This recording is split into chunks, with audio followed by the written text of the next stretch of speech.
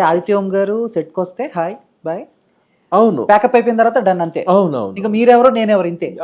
అంతే. అంతేగాని అంటే కానీ సీనియర్ పర్సన్స్ నాకు ఎప్పుడైనా చాలా ఎంకరేజ్మెంట్ ఇచ్చేవారు. సీనియర్ పర్సన్స్ అంటే మా నరేష్ గారు, సుమన్ గారు, ఇట్లాంటి senior persons they were always encouraging me.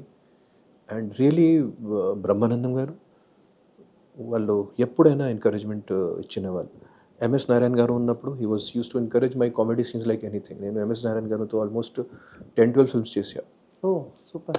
So MS Narayana గారితో సినిమాలు పనిచేసినప్పుడు he used to really encourage me like anything. అలాగే రమాప్రభ గారు, వేణు మాధవ్, ఆ టైంలో ఉన్న కమెడియన్స్లో ఎల్బి శ్రీరామ్ గారు ఎప్పుడైనా ఎంకరేజ్మెంట్ ఇచ్చిన వాళ్ళు, మంచి మంచి ఆర్టిస్టులు. So it was great working with all of them. Jayaprakash Reddy గారు and senior people always loved me and they always encourage me. నేను మాన్య బంగారం సినిమా చేసినప్పుడు Rajasekhar sir, Jeevitha madam, they used to really used to have good parties, after parties and all. So I always had great experience with senior people, అలాగే హరికృష్ణ గారితో కూడా.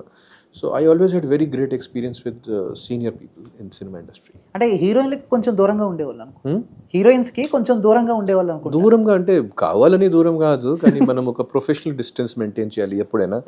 ఎందుకంటే అది వేరే దారికి అంటే మనం we are living in a spotlight world కదా. ఓకే. చిన్నకి ఒక 10% కనిపిస్తే అందరూ 100% చేస్తారు దానికి.